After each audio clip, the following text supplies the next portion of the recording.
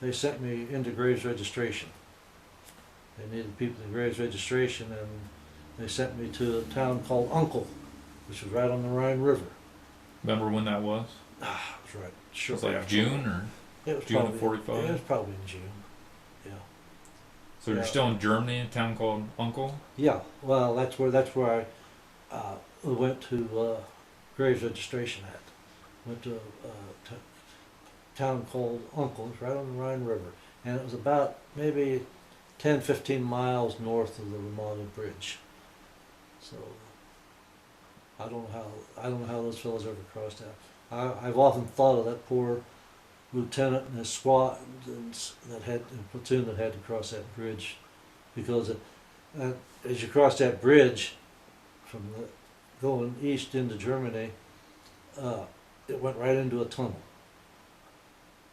So the Germans were right there in that tunnel, and they had machine guns pushing down that bridge, and I don't know how that poor platoon made it, but they did.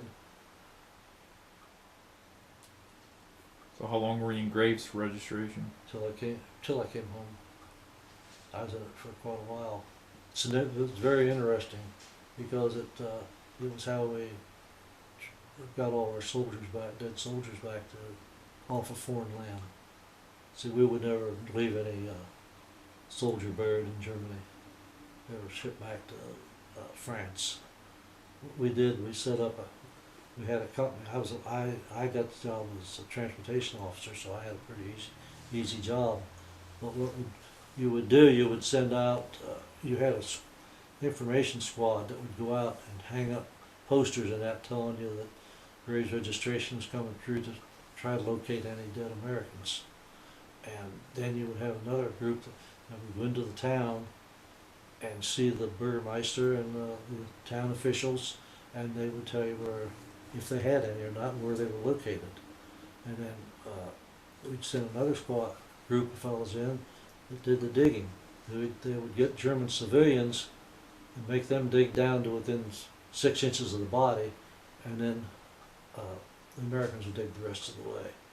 And then they would ship them back to, we had a morgue, what we called a morgue, which was nothing but a big barn out in the country, and they'd bring the body back there, and then they'd try to identify them there.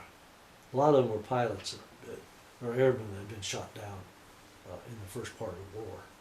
So, but a lot of them were buried in cemeteries with the Germans. By the Germans? Did the Germans bury them? The Germans buried them in there, you know. They still have dog tags on them? Well, that became what happened then. That's how we were trying to identify them. And we would bring them back to the morgue, and if the body had 2 dog tags on it, it was positive identification.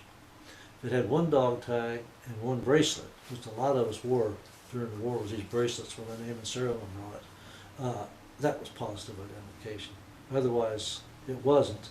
And then we would send the body from there back to morticians back in Paris. And they, of course, they were experts at it, and they could identify it more. And we took imprints of their teeth and all that. Try to compare against Yeah. dental records? Right. But we would wait till we got a truckload, and then we would send them back to the morticians in Paris. Some of them would be marked identification, identified, and others would be not marked. You had a lot of the airmen, they had these jackets, and they were buried in them, and it was hard to cut through them because you had to get the jacket off of the corpse. It was, the boys working in the morgue had a terrible job. I mean, it was bad. They got double rations of cigarettes just because of that.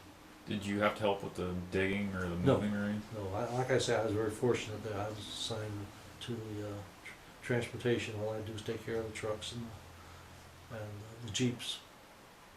And I stayed in that until I got home. I didn't have enough points to go home real quick, but I hadn't been over there long enough, so I came home then. But graves registration is kind of interesting. We found a couple bodies right on the ground. We found a couple of them under tanks.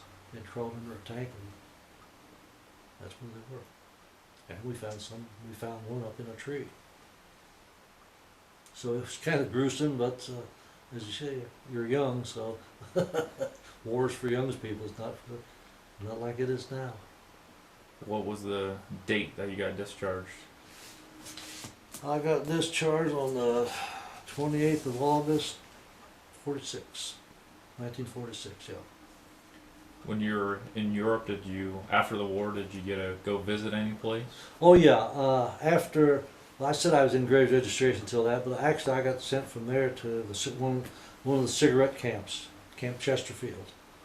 And at that place I had a real good job there because we had troops. It was a repo depot type thing where they'd bring whole companies of troops in to ship back to the States and then back over to Japan, to the European or Pacific Theater.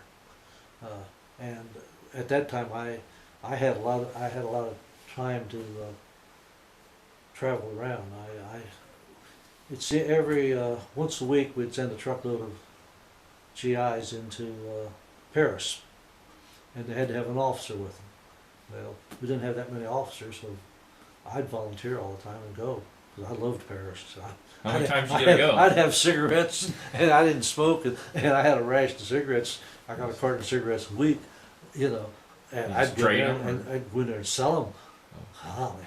And just walk around Paris and just rented bicycles and drove around. You could ride the metro, which was a subway system there for nothing. If you're in uniform, you just went on it and didn't have to pay. Yeah, I could ride all around Paris. I loved Paris. It was beautiful. What did you think of the French people? I didn't like them. No, I didn't particularly care for them. Why is that? They weren't too. They weren't. I don't know. They just weren't too friendly. They were standoffish and that. Now, some of, not all of them were, but more of them were than weren't. I thought. I just survived with them.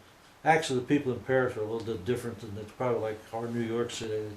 People in New York City are different from anybody else, and people in Paris are probably different than any of the other. Because they called them Parisians and that, so they were a little friendlier. Of course, they were getting a lot of our money too. So, So how many visits do you think you took to Paris? oh, I must have gone 10, 15 times probably. What was your favorite site to go to? The Eiffel Tower and the Tomb of the Unknown Soldier on the Champs, and I went to all of them. I went to the Louvre and just any place I could go, Or go back since? Some of the shows, no. I wish I did. That's where I'd go. I did go back. I did go back when I was in Graves registration to one of my foxholes that I had dug when we were on Is the. it still there? Yeah, it was still there. I got a picture of it. Yeah, it was still there. Couldn't tell it was I could tell it's a foxhole, but it was kind of caved in. And, I don't know how I could find that one, but I just was able to. I remember that one well.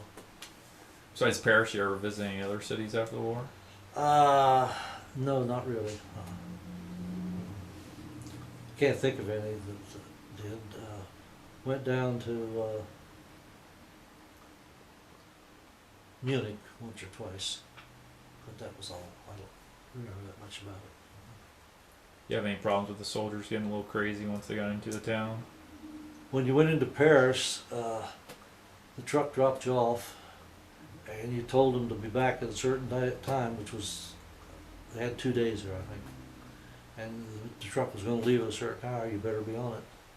And if you weren't, you were going to be left in Paris, and you were going to be AWOL. Anyway, never had any trouble.